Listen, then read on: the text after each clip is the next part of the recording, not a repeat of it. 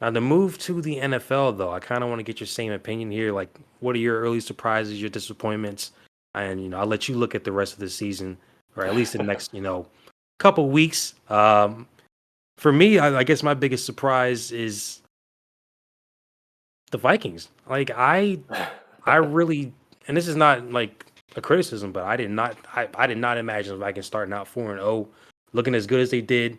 Sam Darnold being as good as he's been so far this season. I know he has a good receiver, Jordan Addison, who had been hurt a little bit. Obviously, the best wideout in the NFL, and Justin Jefferson. But I was not expecting them to come out the way they have to start this season. I mean, remember, Sam Darnold wouldn't. You thought he wouldn't really even going to be the starter this year. Possibly it was going to be J.J. McCarthy, and now you got Sam Darnold in MVP picks. So I got to give them credit. That's probably my biggest surprise so far. Yeah, I think that's a good one, and I think the Vikings are a massive surprise.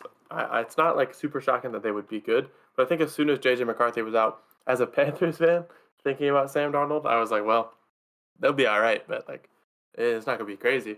But it's been Yeah. crazy. I mean, the offense has been firing. Brian Flores has that defense firing. They've only allowed 59 points compared to the rest of their division. Will start small, who has a pretty good defense as a whole, but the Lions have allowed 82, Packers allowed 89, Bears allowed 75. So the Vikings have been dominant. They've had a few scares here and there. The Packers game was a little hairy, but that's kind of normal for the Vikings Packers matchup. Um, if you would have asked me this 2 weeks ago, I would have maybe said that the Saints were a big surprise, but they've fallen back down to 2-2, so it's a little tough one there. I think for me, and we talked about this just texting between each other today, the Commanders are kind of big for me. That defense is not amazing. They've allowed 102 points through the first few games of the season.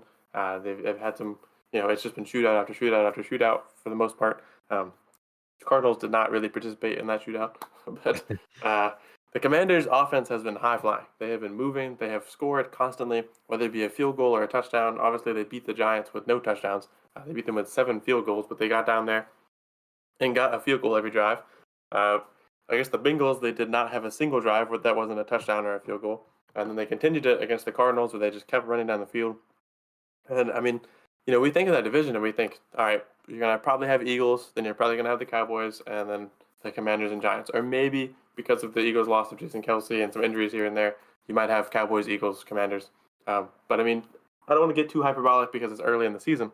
We're 4 weeks in, but we could generally have like a Commanders lead that division, or get the second or third spot. Obviously, they're only a game ahead of their two tough rivals there. But that offense is moving very well, and they definitely look like a threat for most teams. So I'm very impressed. But Jaden Daniels specifically, who is being put in MVP conversations as a rookie, which is big. Even if people think he should not win it this year, even if he doesn't win it, just to be at a moment in your rookie season where you get considered in MVP talks, that's a pretty big one. So I think the Commanders have definitely shocked me. Yeah, and I think looking at the outlook of the season, one of the tough things is definitely going to be looking at teams like the Dolphins, who Tua's injury has just completely flatlined. They're gone. They Yeah. escaped with a victory against the Jaguars, who are probably my biggest disappointment of the season. Only 0-4 team at the moment. And then after that, Tua gets hurt in the Bills game, which they were already losing, and it just has not been good. They've scored nothing since since Tua's departure. And when just looking at watching these games, you can feel that the Dolphins can't get anywhere. But even if you just look at it on paper, if you're stat watching, which I do not recommend, but if you're doing that, you get the sense, right? Dolphins points for 45, points against 103. It's not going well. The Yeah. defense has not been amazing, but they've usually counteracted that with a high flying, super fast offense. Not working right now. They've lost 3 in a row. They're 1-3. Jaguars are another big disappointment. I don't know when it gets better for them. They're 0-4. I think they've had some winnable games that they've just barely slipped out on. There's no pathway. I had them pretty high up on my list for 0-2 teams that will recover. They're 0-4. The Texans are 3-1. The Titans are now 1-3. The Colts are 2-2.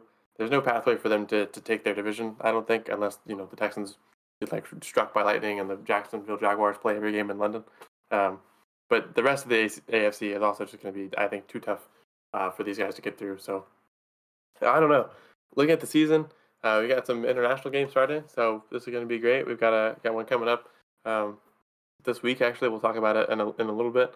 Um, but I think it's just kind of fun to think about like how far can these teams make it. I saw a Bleacher Report post that said that they predicted the Vikings' final record from now, them being 4-0, their final record would be 10-7, which I think is crazy. The Vikings schedule, it started hard, but they're already past like the hard games. I think the Vikings not will be undefeated, but they definitely have a pathway to kind of get out of there, and have a really high record. So yeah, I don't know. If you want to look forward to some big matchups, I think next week for me, as I just hyped them up for 5 minutes, the Ravens and Commanders is just a 1 p.m. game next week, but I think that one could be pretty fun. Just looking at the near future, the Lions and Cowboys should have a big one. Buffalo and New York have a primetime game, but I'm not really. I don't think that's going to be the biggest thing of next week. In week 7, you'll start with a defensive destruction game with Denver and New Orleans.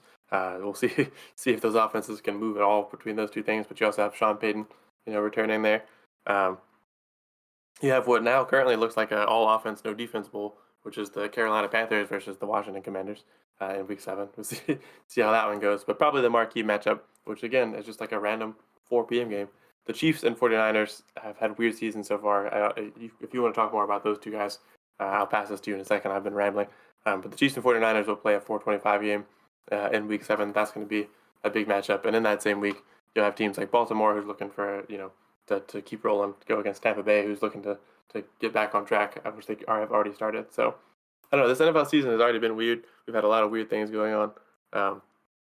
But I'm excited to watch it continue to play out. And I kind of anticipate that both of our big surprises, the Vikings and Commanders, will stay good. I mean, maybe we'll be wrong, but I do think both these teams will fare pretty well as the season goes on.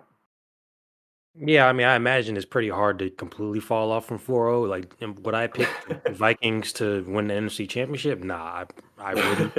Um, but they would at least probably make the playoffs at this point. I mean, you have to have a serious self-destruct throughout the rest of the season to not even sniff the playoffs once you start 4-0. Commanders, I mean, for them, it's kind of funny because you mentioned the defense, and that's like the one thing that the Commanders have tried to hang their hat on. When Ron was there, they had all these guys on defense. They traded so many of them away too, of course. But that's what they hung their hat on for so long when they really didn't have too much of an offense outside of just a couple guys here or there. Now they have an offense, and it's like this is fun to watch. Like we're sitting here watching whatever you want to call them, whatever you want to call that team in Washington, like having an offense out there that we actually want to see. Yeah. Great. So for them, I'm a little, I don't want to say more wary, because Dan Quinn, like he's a good coach, like he knows how to win, at least in the regular season as a head coach. That wasn't shade. It was just I'm just saying. But I am just a little bit more weary of them because at least the Vikings, they've at least consistently been winning a little bit more than Washington. Obviously, like the Vikings make the playoffs like pretty much every other year, it seems like. So it's just more of like, all right, you got a younger team there, a team that's not as much used to winning. I might think they would trail off a little bit more, but again, I wouldn't predict that they fall off either. So I think both of those that you mentioned probably pretty safe bet.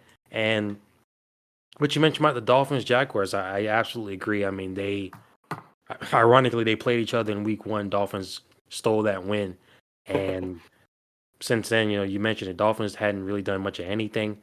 They were losing before Tua got hurt. Thursday Night Football. Jaguars had an opportunity to get their first win against the Texans. They probably should have won that game. They screwed that up at the end. But I'll bring up the other AFC North teams. The two that are both 1-3 right now. The Bengals got their first win at our expense, which, color me shocked. But look, Panthers, they look a whole lot than they did in the first 2 weeks, where they look like the worst team in the history of professional football. But Bengals, I mean, still like, I don't know. Like we're going to talk about the Ravens game in a second. I don't know. I still, it's not going to be the Ravens coming up this week. So that's not a guarantee. And then the Browns, like that's just a frustrating team to watch in every part of the game. I know Nick Chubb is coming back to practice, I think, this week.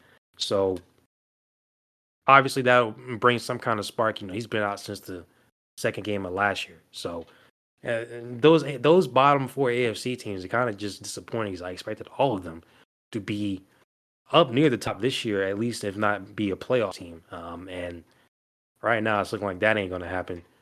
On the flip side, NFC, to me, the Cowboys, Eagles, Packers, and Niners. All these teams right now are on the outside looking in. I don't think it's going to stay that way, but obviously that's not the type of season that any of these teams really wanted. I mean, Jordan Love, he's 0-2 in his games that he's played, but the Packers won twice with Malik Willis. The Eagles, they just been pretty rocky. They have a bye pretty early. Cowboys, they've got a ton of guys out this week. They've been again pretty rocky. And the Niners, they had a couple losses in a row, then they finally get back on track against New England, which New England we can clearly see not that good again this year. So I don't want to say those are my biggest disappointments because it's not like any of those teams are 0-4, 1-3. But to see 4 playoff teams last year and the teams, minus the Packers who just made it back.